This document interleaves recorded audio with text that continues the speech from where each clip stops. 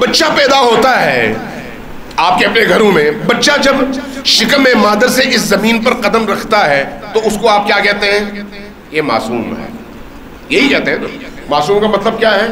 پاک، پاکیزہ، تمام حیوانی صفات سے منزہ، کوئی اس میں ملاوٹ نہیں ہے، اس کی زندگی میں، اس کے وجود میں، اس کی روح میں کوئی ملاوٹ نہیں ہے۔ اب آہستہ آہستہ یہی بچہ پروان چڑھتا ہے، آپ رشوت کی رقم سے اس کو دودھ پلاتے ہیں، اس کی حیوانیت بڑھتی ہے۔ آپ گانا سناتے ہیں، اس کے اندر حیوانیت پیدا ہوتی ہے۔ آپ اس کو جھوٹ سناتے ہیں، اس کے اندر حیوانیت پیدا ہوتی ہے۔ آپ اس کو حرام کھلاتے ہیں، اس کے اندر حیوانیت پیدا ہوتی ہے۔ آپ اس کو دین، خدا اور خدا کے احکام سے دور رکھتے ہیں، نتیجتاً اس کی روح آہستہ آہستہ پروان چڑھتی چلی جاتی ہے۔ آپ اس کی ہر خواہش پوری کرتے ہیں اور اس کو اپنی خواہشات پر کنٹرول کا درس نہیں دیتے، سبق نہیں دیتے، نتیجتاً وہ اپنی خواہش پوری کرنے کے لیے بڑوں کے سر پھوڑتا ہے اور خود ایک ایسا درندہ بن جاتا ہے جو بظاہر انسان ہے، بظاہر انسان ہے۔ اب وہی بچہ جب 20 سال کی عمر تک پہنچتا ہے تو باہر جاتا ہے، کسی کی جیب کاٹتا ہے۔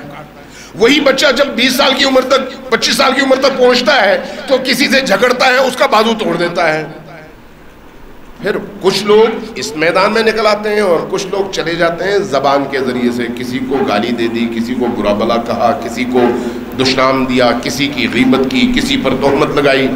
یہ جو بیماریاں ہیں، چاہے فزیکل چاہے زبان کی، یہ بیماریاں کیا ہیں؟ اس کے اس وجود کا حصہ ہے، اس کے وجود کا حصہ ہے۔ جیسے جیسے یہ بچہ ان صفات کے ساتھ پروان چڑھتا چلا جاتا ہے، اسی حساب سے اسی حیوان کی شکل اختیار کرتا چلا جاتا ہے روح کے اعتبار سے۔ جسم انسان کا ہے۔ اب ذرا غور کی جگہ، اگر آپ سے کہا جائے سانپ تو فوراً آپ کے ذہن میں ڈسنے کا تصور پیدا ہوتا ہے، ایسا ہی ہے؟ آپ سے کہا جائے کتا تو آپ کے ذہن میں یا بھونکنے کا تصور پیدا ہوگا یا کاٹنے کا، ایسا ہی ہے؟ اگر آپ کے سامنے نام لیا جائے خنزیر کا تو آپ کو فوراً جو تصور آپ کے ذہن میں آئے گا، جو اس کی نمایاں خصوصیت ہے، وہ کیا ہے؟ بے حیائی۔ بے حیائی فوراً آپ کے ذہن میں آئے گا کہ بے حیا ترین انسان ہوگا جس کو یہ خنزیر کہہ رہے ہیں، ایسا ہی ہے؟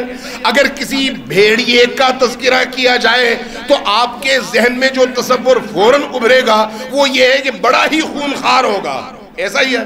یہ وہ اوصاف ہیں، یہ وہ صفات ہیں۔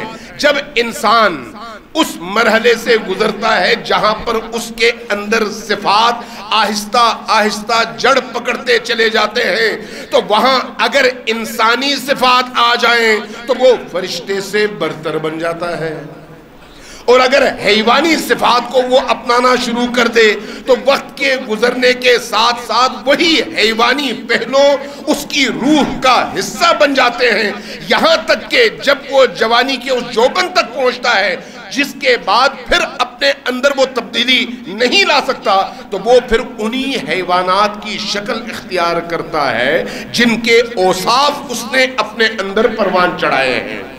بظاہر وہ انسان ہے، بظاہر اس کا بدن انسان کا ہے، بظاہر وہ آپ کے ساتھ کھاتا ہے، پیتا ہے، بیٹھتا ہے، اٹھتا ہے۔ اب ہمیں اپنے اندر جھانک کر دیکھنے کی ضرورت ہے، مجھے بھی اور آپ کو بھی، چونکہ کل میں نے بھی مرنا ہے اور آپ نے بھی مرنا ہے۔